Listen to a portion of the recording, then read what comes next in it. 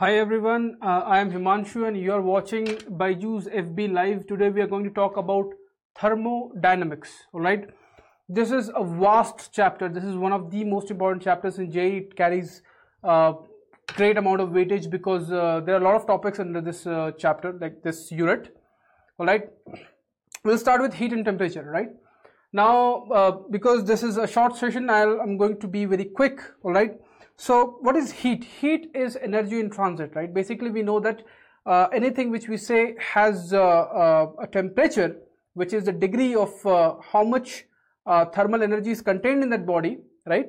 That's what it means. So it is like a very circular kind of definition. You see my problem in trying to define that, right? I cannot define temperature without talking about thermal energy. I cannot define thermal energy without talking about temperature. This was a problem which people were facing since the 1700s, and we have made a very exciting video in our app. You can go and check it out on how they try to resolve this problem and how all the things happen chronologically over the history of thermodynamics. All right, but here in this chapter, if I talk about solving problems, the basic idea of temperature we have to understand is that in a thermometer, what we do is we use a property that is the expansion of a liquid, right? And we try to define temperature using that, right? For example, I'd say that if this is the level of mercury in this in this tube which has a small bulb of mercury, right? If this is the level of mercury, then I'd say that this is a temperature at which water converts into ice, right? And this is the temperature at which water converts into steam, right? And between those 2 points, the level of mercury changes. Now, usually we get a question where this definition of the initial point and the final point, that is the ice point and the steam point, ice point being the temperature at which water converts into ice, and the steam point like when water converts into vapor, right? So ice point and steam point may be defined differently, all right, for the same liquid. So if you say that in one of the thermometers this is the definition, in another thermometer this is the definition, if you're using the same liquid, then you can use this very simple idea where the percentage expansion in both the liquids must be equal, right? That represents the same temperature. So if in the x scale the temperature is x, right? So what you will do is x, that is the temperature, minus x initial, what was the temperature initially, divided by x final minus x initial, that is the x at the steam point minus x at the ice point. This ratio will give the percentage expansion. This must be equal to some other y scale, which is y minus y initial divided by y final minus y initial. So this is the idea that percentage expansion must be same, which we use basically in this chapter of heat and temperature. We understand what heat is, we understand what temperature is. Sometimes people say the body contains this much heat, which is wrong, because heat is something which is always in transit. A body cannot contain heat. A body can contain a thermal energy, a body can contain internal energy, it cannot contain heat, all right? Now we learned about expansion, we learned about linear expansion, we learned that there is this ratio, there is this coefficient of thermal expansion which we call alpha, and alpha is equal to 1 by L delta L by delta T, right? This tells you if you change the temperature by delta T, by how much amount is the length of an object going to increase, right? If the length increases by delta L, then the equation which you have is alpha equals to 1 by L delta L by delta T, all right? Now the other form of this equation is L equals to L naught 1 plus alpha delta T, right? कभी हम ये use कर सकते हैं, कभी हम वो use कर सकते हैं, मगर एक बात का हमेशा आप ध्यान रखिएगा कि we cannot use L equals to L naught 1 plus alpha delta T in all the cases, because that's an approximation, but we can always use alpha equals to 1 by L delta L by delta T. उसको आप इस तरह से लिख सकते हैं, alpha is equal to 1 by L dl by dt, okay? जब उसको dl by dt कर देंगे, तो if you have the length as a function of temperature, कि किस तरह से अलग अलग टेम्परेचर अलग अलग लेंथ पे वेरी कर रहा है, तो आप you can approach the problem using calculus, okay? So those are the things we learn in heat and temperature. Then we had this fascinating chapter of kinetic theory of gases, right? जहाँ पर हमने क्या किया, we took some molecules in a container and we said that we cannot analyze real gases directly. What we are going to do, we are going to analyze ideal gases, और उसके लिए हमने कुछ assumptions बना ली. We made some assumptions for that, right? The assumptions are themselves very important, because a lot of times I've seen that they ask direct questions, whether you like they want to test whether you know those assumptions or not. So one of the assumptions being all the molecules are identical, they move randomly in all the directions, and there is no intermolecular force between these molecules, and they are very very tiny, they are like point. That is saying that इनका size इतना छोटा है कि उनके बीच का जो gap है that is like very very high, बहुत ज़्यादा है उनके साइज के कंपैरिजन में, right? They are like point like. और जितने भी collisions होते हैं, all the collisions that happen, they are elastic collision. It means that momentum as well as energy is conserved in all those collisions, okay? Plus एक और बड़ी अजीब सी बात है that they all obey Newton's laws. Now you might be wondering, doesn't everything obey Newton's laws? The answer is no, not everything obeys on Newton's laws, but don't ask questions to me on that because that is something you will learn in higher courses of physics.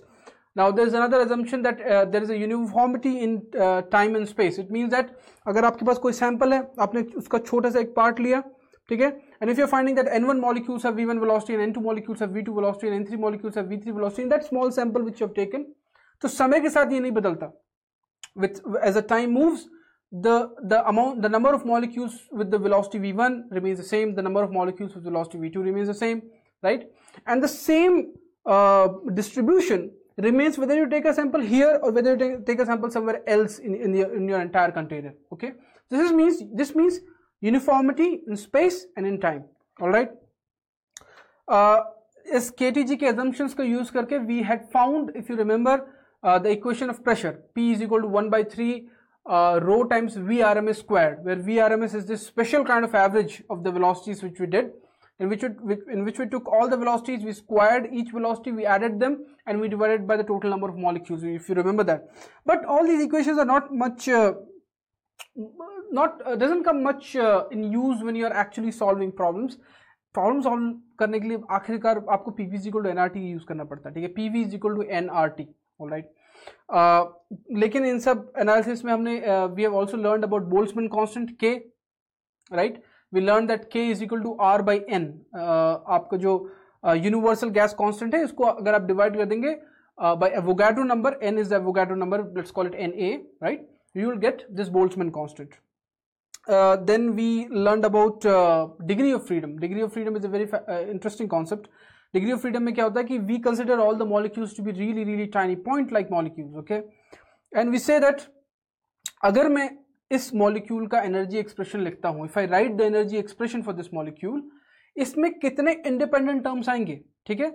अगर कोई molecule है, imagine कीजिए अगर कोई molecule है and it's a monatomic molecule, मतलब बस एक छोटा सा बहुत tiny सा sphere है आपके पास, and if you want to move it in this way, that way, and this way, you can move it in 3 different directions. So you can express the kinetic energy of this molecule as half mvx square plus half mvy square plus half mvz square. So there will be 3 independent terms. That's why we say that monatomic molecules have 3 degrees of freedom, all right? For a diatomic molecule, actually it looks like a dumbbell, all right? So it can obviously go in like these 3 directions, 3 दिशाओं में तो जा ही सकता है, उस वजह से वो rotate भी कर सकता है. तो उसके रोटेशन से ऐसा लगता है कि क्योंकि 3 अलग अलग एक्सिस के अलावा वो रोटेट कर सकता है तो 3 और डिग्रीज ऑफ फ्रीडम हमको मिल जाती है. लेकिन because one of the axis very like the atom is very tiny, right? So one of the axis is like such that the mass distribution around it is very very slick. So in that case what happens is that the moment of inertia is very very less, right? It's almost like it is not rotating in that direction. So हम बस 2 count करते हैं degree of freedom there. So the total degree of freedom we get in case of a diatomic molecule is 5, right? For a polyatomic molecule you can have like multiple things, and if you consider vibrations, 2 more degrees of freedom get added. So if I have a diatomic molecule, if I say that all right, I have this molecule and this is not vibrating, then the number of degrees of freedom which I'll have will be 5. 3 for translational XYZ and 2 for rotational, because one of them is we are not considering. And if we have a diatomic molecule जो vibrate भी कर रहा है, if it can vibrate, then you have 2 more degrees of freedom. So you have total 7 degrees of freedom in that case, okay? So I'm talking about all these things very quickly. I know that it's just a revision, all right? Now we learned that there is this theory of equipartition of energy, which is a very beautiful theory in which what happens is that it says that कि the average, if let's say you have a gas molecule, you have a gas, all right, and there are many molecules and they're randomly bumping into each other and all those things are happening, and you know that the temperature of this sample is some capital T, right? Then it says that the average energy associated with each degree of freedom of each molecule is half kT. Okay, half kT, हर एक molecule के हर एक degree of freedom में half kT energy होगा, all right? So if we have 3 degrees of freedom, right, then how much energy do we have? Half kT plus half kT plus half kT, that's 3 by 2 kT, all right? And if you have 5 degrees of freedom, that will be 5 by 2 kT. And if the number of degrees of freedom is f, then that will become f by 2 kT, all right? So हर एक molecule के साथ जो average energy associated है वो f by 2 kT होता है. And now if I talk about 1 mole, then what will I do? I'll multiply this by the number of molecules you have in 1 mole, which is Na, Avogadro number. So you'll get 3 by 2 kT times Na. Now we know that Na times K is nothing but R. So this becomes 3 by 2 RT for 1 mole. And if you have n number of moles, this becomes 3 by 2 nRT. So 3 by 2 nRT is a very famous formula which tells you the average, not 3 by 2 nRT, it will be 3 by 2 nRT if you're talking only about the translational average energy, but if you talk about the overall energy, it will be f by 2 nRT, right? So f by 2 nRT is the average energy associated with the gas which has n number of moles, all right? And a very interesting thing that you must have learned about specific heat capacity. Specific heat capacity क्या होता है? It is the amount of heat required to raise the temperature of 1 mole, molar heat capacity, 1 mole of a substance by 1 degree Celsius. Okay, so if you have 1 mole of a substance, if you want to raise its temperature by 1 degree Celsius, the amount of heat you will require will be specific heat capacity. इसमें भी दो variety होती है हमारे पास thermodynamics में, CV and CP.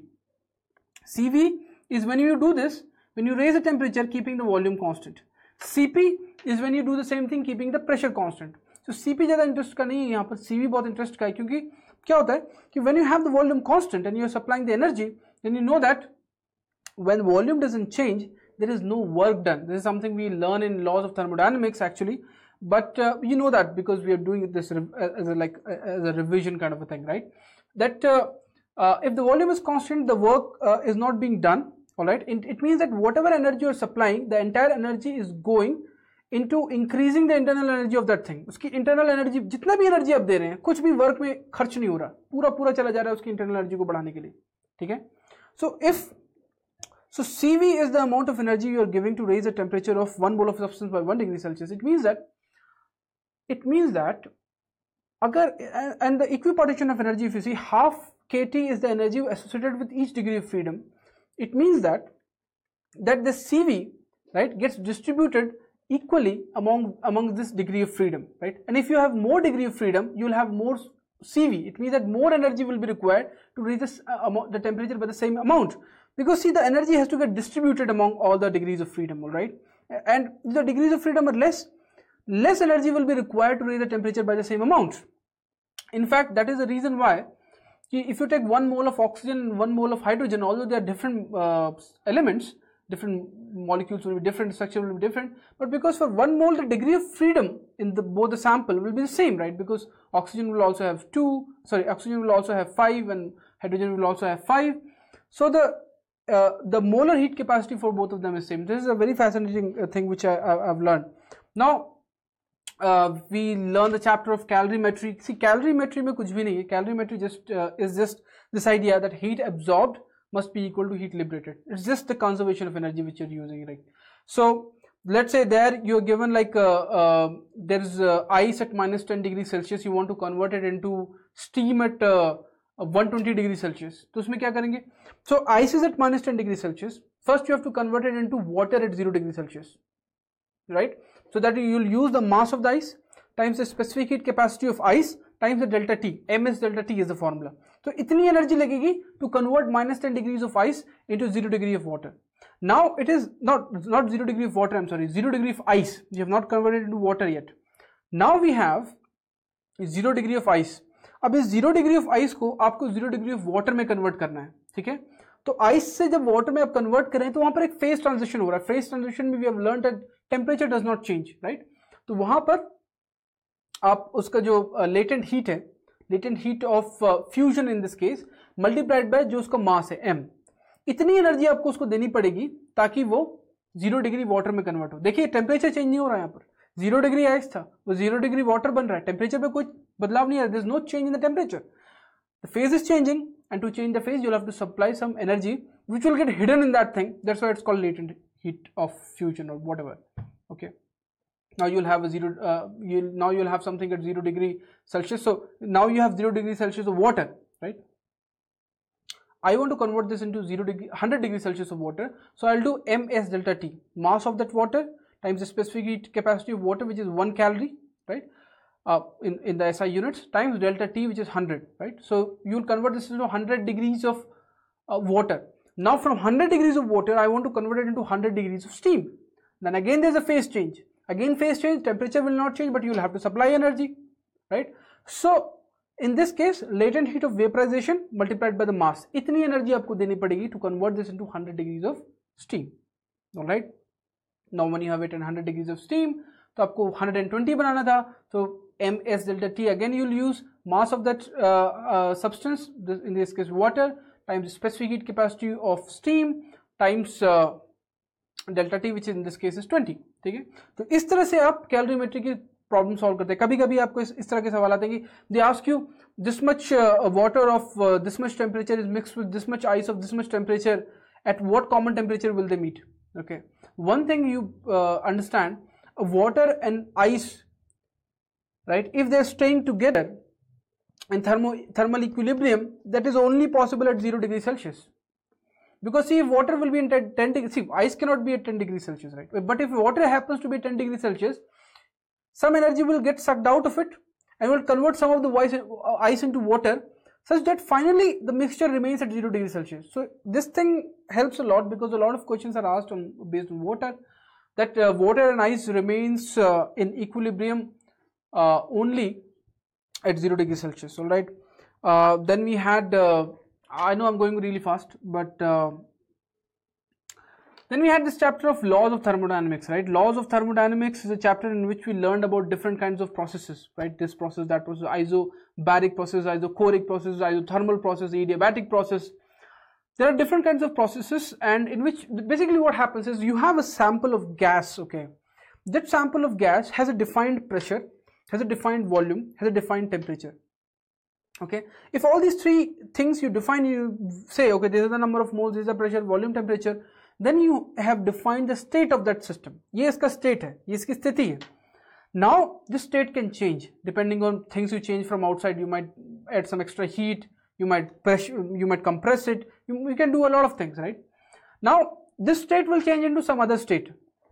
लेकिन सबसे एक बहुत delicate बात which is there in this chapter is that you have to understand that this change happens in such a way that the process is quasi-static. Why quasi-static? That is because, see, in a PV graph, if you want to represent the state of a system by a dot, then once you do that, then what you're saying, this is the pressure of the gas, this is the volume of the gas, and this is the fixed temperature of this gas. But भैया ऐसा भी हो सकता है कि in the same volume of gas at different parts you might have different temperatures, right? It means that you're assuming that is not so. You're assuming that all the parts of the gas has the same temperature. It means that there's an intrinsic assumption which goes on in this chapter that the gas has to be in thermal equilibrium all the time.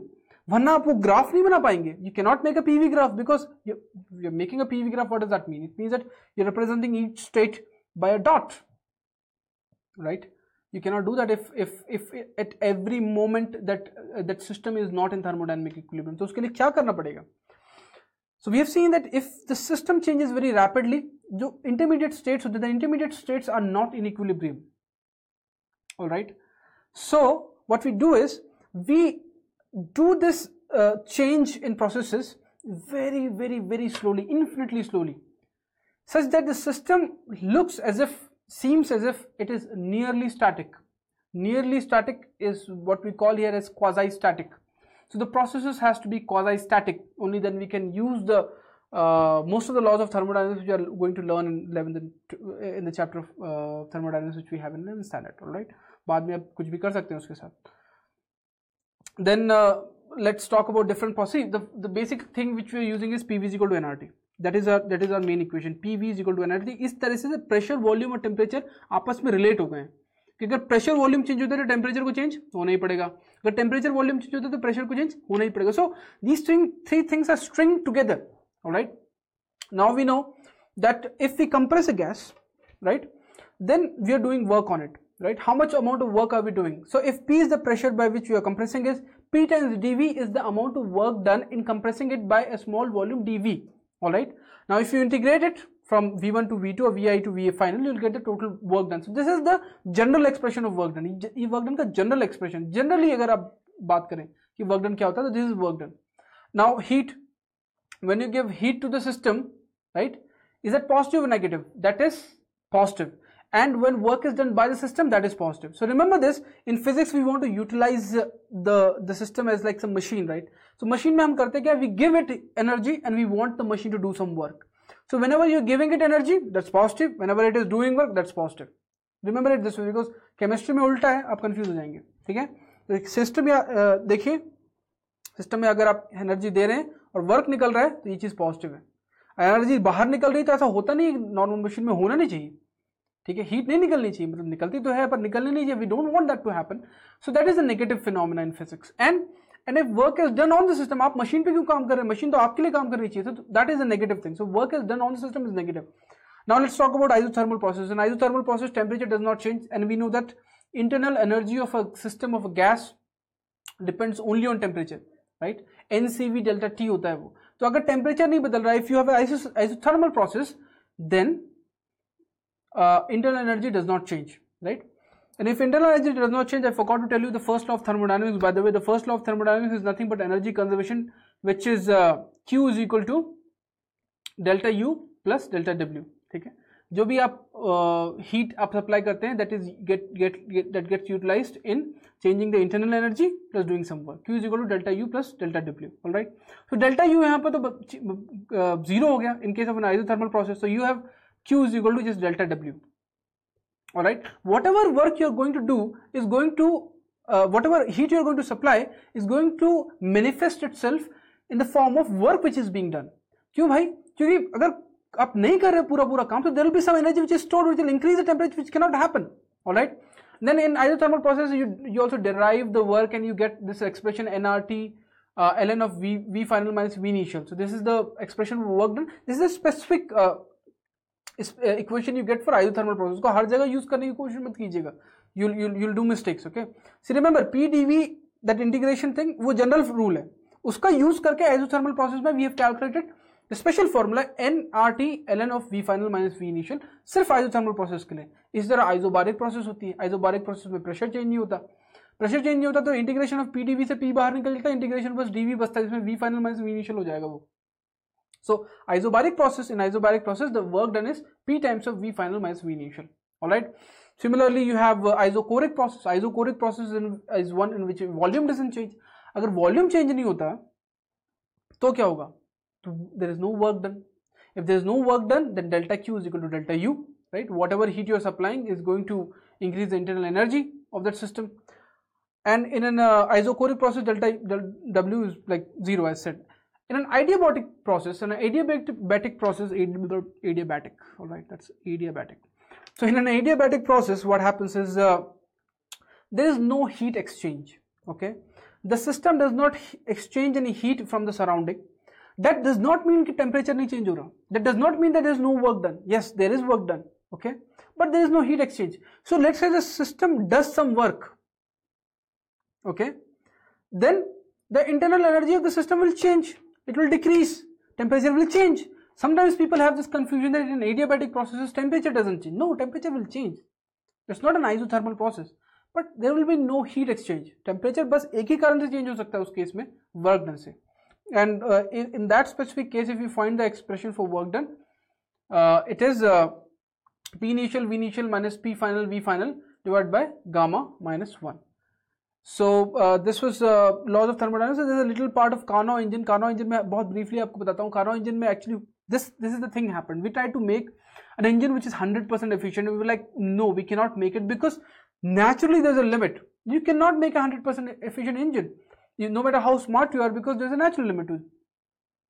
Then we were like, all right, then what is that maximum till where we can go? What is that maximum, even theoretically speaking, वो कितना बना सकते हैं, कितना efficient बना सकते हैं?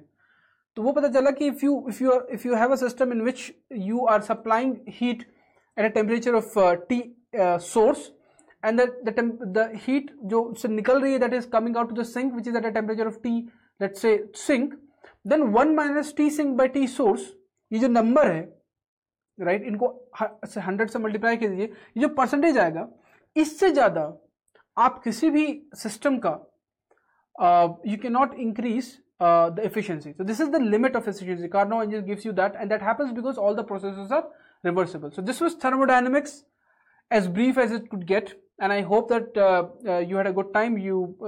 Some of the concepts you got revised, and I think I'll take some questions now. Okay, so Anshu Bajpai is talking about isothermal process in vacuum. All right. Okay, Anshu, what is work expansion? So if you take a gas in vacuum, and if the gas expands, right? Now it's very interesting that if you take an ideal gas का मतलब क्या है? There is no intermolecular force. Okay. Now if you are expanding, nothing will happen. What will happen? Nothing will happen. There is no change in temperature, right? But if you are taking a real gas, it has a totally different dynamics. Okay. You take it in vacuum, if you make it expand, then there will be a change in temperature, right? Because the intermolecular forces are there, and when they go far apart, right, so there will be change in temperature will come into the picture. All right. Karan Verma is saying, what is the zeroth law? Zeroth law बहुत आसान है भैया. This is the easiest law. Zeroth law is this. See,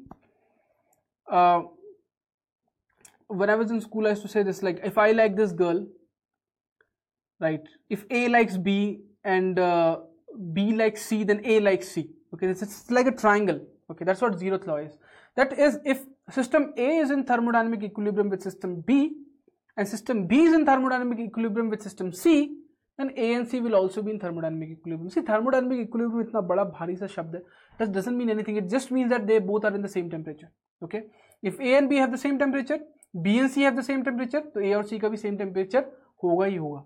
All right, that is the zeroth law of thermodynamics. It became very important to specify. कभी-कभी लगता है why did they do it? See, the zeroth law itself is the name itself suggests that पहले first law आया, then came second law, then they thought, oh, this has to be a law because it is very important.